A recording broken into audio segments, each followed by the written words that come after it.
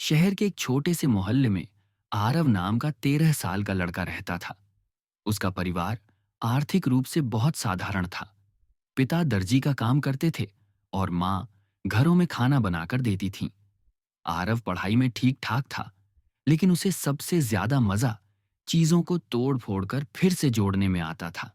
एक दिन गर्मी की छुट्टियों में उसके पिता ने उसे बुलाया और कहा, आरव, तेरी सोच और दिमाग में कुछ अलग है, लेकिन अगर तुझे जिंदगी में आगे बढ़ना है तो सिर्फ दिमाग होना काफी नहीं, उसे इस्तेमाल करना भी आना चाहिए। पिता ने अपने कमरे के कोने में पड़ी एक पुरानी जंग लगी साइकिल उसकी ओर खींच दी। ये देख, ये तेरे चाचा की पुरानी साइकिल है, कई साल से पड़ी है। तेरे लिए पहला चैलेंज, इस साइकिल की वैल्यू बढ़ाकर मेरे पास ला। आरव साइकिल को बाहर गली में खींच कर ले आया। टायर पंक्चर थे, चैन जंग खा चुकी थी, पेंट उखड़ा हुआ था। उसने सोचा, अगर मैं इसे ऐसे ही बेचूंगा तो ज्यादा से ज्यादा 300 रुपये मिलेंगे। वो पास के गैरेज वाले इमरान चाचा के पास गया। चाचा, मैं इस साइकिल को ठीक कराना चाहता हूं, लेकिन मेरे पास पैसे नहीं हैं। क्या आप इसे ठीक करके मुझे दे सकते हैं? बदले में मैं आपको अपने घर का पुराना पंखा दे दूं। इमरान चाचा मुस्कुराए। तू बड़ा चालाक हो रहा है बेटा, लेकिन तेरे में जज्बा है। ठीक है, कर देता हूं। कुछ ही घंटों में साइकिल चमक उठी, टायर भर गए, चैन ऑयल लगी, ब्रेक सही हो गए। अब साइकिल की कीमत लगभग 1,000 रुपये हो गई। आरव खुशी खुशी घर लौटा और पिता को दिखाया। पिता ने कहा, अच्छा है, लेकिन असली खेल तो अब शुरू होगा। अगले दिन पिता ने कहा, अब इस साइकिल की कीमत कम से कम 3 गुना करके लाना। आरव सोचने लगा, मैं इसे बेच दूं तो शायद 1,000 के बदले 3,000 में जा सकती है, लेकिन उससे तो बस पैसे मिलेंगे, वैल्यू मल्टीप्लाई नहीं होगी। उसने दिमाग लगाया। मोहल्ले में छोटे बच्चों के पास साइकिल चलाना सीखने की जगह नहीं थी।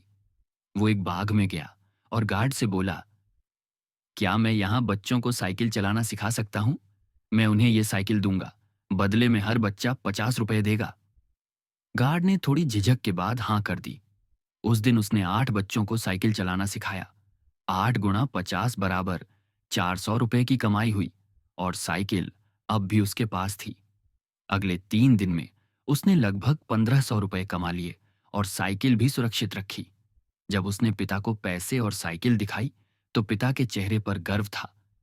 ये हुई न असली वैल्यू बढ़ाने की बात। अब पिता ने कहा, इस बार साइकिल से सिर्फ 3 गुना नहीं, 5 गुना वैल्यू बनानी है, और सिर्फ पैसे में नहीं, कुछ ऐसा जो और भी बड़ा हो। आरव के दिमाग में इस बार एक और आइडिया आया।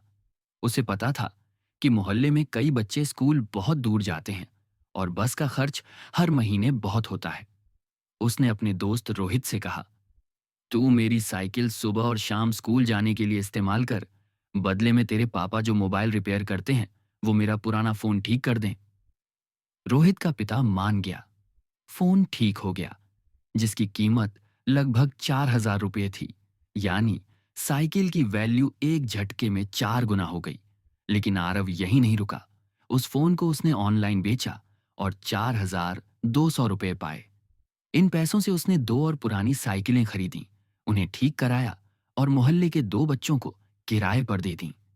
अब उसकी साप्ताहिक कमाई लगभग 1,000 रुपये हो गई थी, और ये सब एक पुरानी जंग लगी साइकिल से शुरू हुआ था। एक हफ्ते बाद आरव ने अपने पिता को 4,200 रुपये कैश, एक चमकदार साइकिल और अपनी साप्ताहिक कमाई का हिसाब दिखाया। पिता मुस्कुराए। बेटा, तूने सिर्फ साइकिल नहीं सुधारी, तूने अपनी सोच और स्किल्स को अपग्रेड किया है। यही बिजनेस की असली ताकत है, वैल्यू बढ़ाना। चीज को सिर्फ वैसे ही मत बेच, उसे नया रूप दो। मल्टीप्लाई करना, जो एक बार काम करे उसे कई बार दोहराओ। नेटवर्क बनाना, लोग तुम्हारे काम पर भरोसा करने लगे तो आगे के रास्ते खुद खुलते हैं। ये कहानी हमें सिखाती है कि जिंदगी में शुरुआत चाहे कितनी भी छोटी क्यों ना हो, सोच और मेहनत से उसे बड़ा बनाया जा सकता है। पैसे से बड़ा है विचार, क्योंकि विचार से ही पैसे कमाने के रास्ते निकलते हैं। जैसे गेहूं से आटा, आटे से ब्रेड और ब्रेड से सैंडविच बनता है, वैसे ही स्किल्स को अपग्रेड करने से वैल्यू बढ़ती है। हर चीज की कीमत उसके रूपांतरण में है। न कि उसकी कच्ची हालत में। आरव अब पढ़ाई के साथ साथ अपनी छोटी सी साइकिल रेंटल सर्विस चला रहा था। मोहल्ले में लोग उसे छोटा बिजनेसमैन कहने लगे थे और उसके पिता को गर्व था कि उनका बेटा सिर्फ पढ़ाई नहीं कर रहा, बल्कि जिंदगी की असली पढ़ाई भी सीख रहा है, वैल्यू बनाने की कला।